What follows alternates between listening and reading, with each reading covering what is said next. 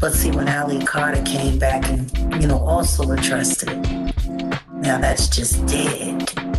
I did my best to put on a good face. I tried to say all the right things. I tried not to compromise everybody.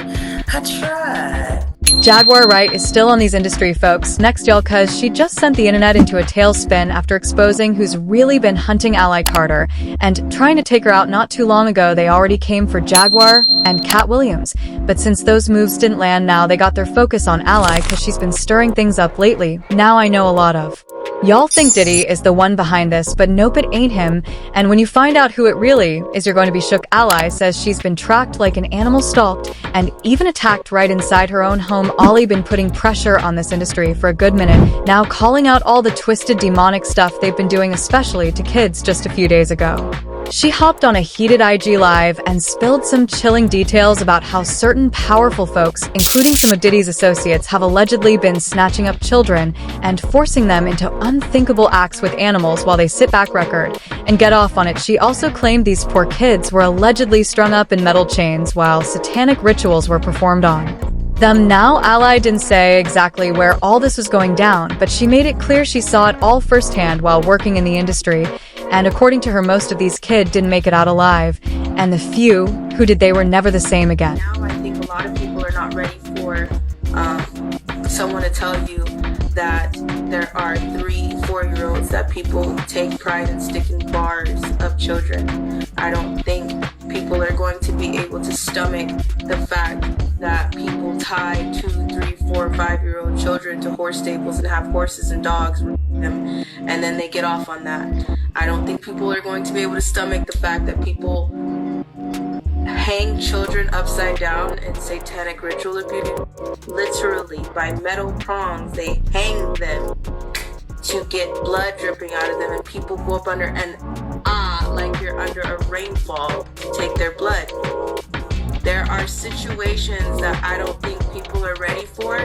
We're not touching the seriousness of trafficking. Like, the videos that I've made, the videos that I've started to make, this is not even touching. This is the gist of it, and I think so many people are quick to raise a sign and say adrenochrome, but you don't know what it means. You don't know why it's such a thing, why it's such a strong thing in trafficking, and what makes it so strong. What, you know that they're drinking children's blood, but you don't know what they're doing to those children. And if you're wondering whose kids were caught up in all this, and why there haven't been reports of them going missing, well, that's because most of them were trafficked into the US from struggling third world countries. Y'all remember one of the charges Diddy was facing had to do with human trafficking, right? A lot of folks assumed it was just about him running freak-offs, but allegedly these dark rituals were part of it too. And if you thought that was wild, just wait till you hear the other disturbing things Ally has witnessed in the industry and what she had to say about it. Not too long ago, she exposed even more shocking details about how Diddy allegedly used to throw outrageous freak-offs, bringing in underage boys and girls. But check this out, y'all. The boys actually had it even worse than the girls. Apparently, they weren't allowed to eat anything until the freak-off was over, and the reason he didn't want them throwing up or needing to douche, while his associates were bending them over. But here's where it gets even sicker. Some of his associates allegedly had a whole douche fetish, so they would handpick certain boys and force them to do things that would mess up their stomachs, making them have diarrhea on purpose during the freak-offs. And if that wasn't twisted enough, they would make these boys lay in their own mess while recording the whole thing. Watching an episode called Pig Night, when I went, they tried to feed us, and I remember it because when you have to do say what? order jobs like that, you don't eat. You're not allowed to eat. You actually have to starve yourself, because when you have to do those type of jobs, you can't eat because you will throw up. What happens? Your person will mad at you. Be mad at you. And if that is a fetish for someone, they use that to their advantage. So if you throw up on someone, you will have to eat it.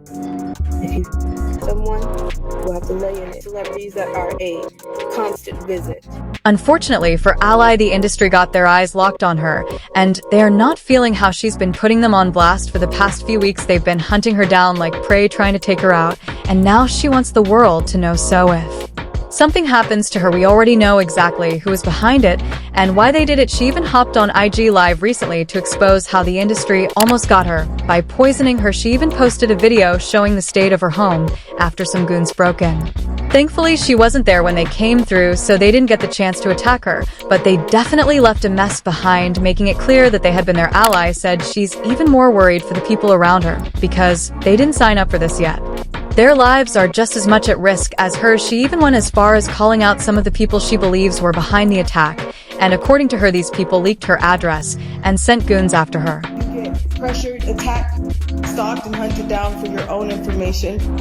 You get re-victimized again by people who wanted to argue a back and forth this week like that mattered. Okay, you had Stu Peters and Timothy Charles Homestead going back and forth, and nobody has even bothered. Not that I give a damn, and not that I understand that you guys are gonna be that selfish, but nobody has bothered to apologize for all the hell that has happened. But you guys were arguing back and forth, and in that meantime, we lost our home. You don't believe me? Here you go. What once was a full house, we were still paying rent on our house. What we were doing this whole time was moving everything because our house is gone. Our house is gone. This is the speaking out.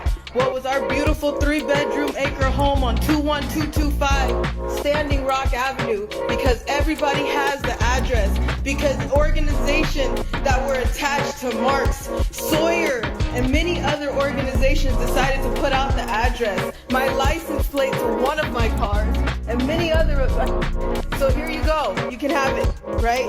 Because this is what happens when you speak out. This is what happens when you tell all the truth. This is what happens when you decided to stand up for the children, and when you understand that survivors don't just get to do a seminar, and when you understand that survivors don't just get to just be and then show up somewhere and talk and monetize everything that they're saying. When you realize that that's bullshit, then you will understand. Look at the tactics. As soon as Ally spilled all this tea, the first name that came up was Jaguar Rye, and it makes sense. Just like Ally, she's been out here exposing the industry, and just like Ally, she was hunted down like prey and nearly lost her life just for speaking out. Now they didn't manage to take her out, but best believe they pulled some strings to try and silence her, like getting her locked up. Yep, you heard that right. Last year, they had Jaguar arrested and kept her sitting in jail for days, all over a so-called failure to return a U-Haul truck she rented. Now, I don't know about y'all, but we all know at least one person who didn't return a U-Haul on time.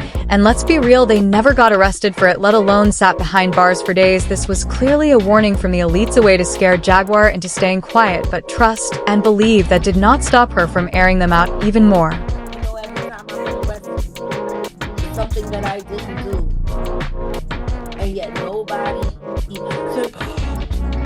But did he get arrested finally and get the book ready to be told at his very dance? Yo, why did we get arrested there just for Virginia Spring and Gene Deal? Jaguar specifically talked about the time when a group of armed men broke into Kat's house while he was asleep, trying to take him out. Now nobody knows exactly how he managed to escape, but according to Jaguar, the situation left Kat so shaken and traumatized that he started sleeping in Kevlar every single night. And if you don't know, Kevlar is basically a bulletproof vest. Just imagine being so terrified for your life that you can't even go to sleep without wearing one. That's beyond wild. On top of that, constantly having to watch his back 24/7. That kind of stress will definitely take a serious toll on his mental health. I'll never forget the day when they breached the house and I left. You know, back in that moment, Kat was still wearing Kevlar to bed.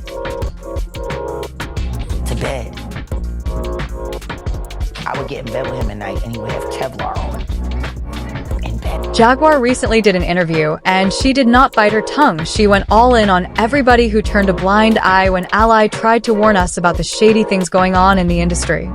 I did my best to put on a good face. I tried to say all the right things. I tried not to compromise everybody. I tried.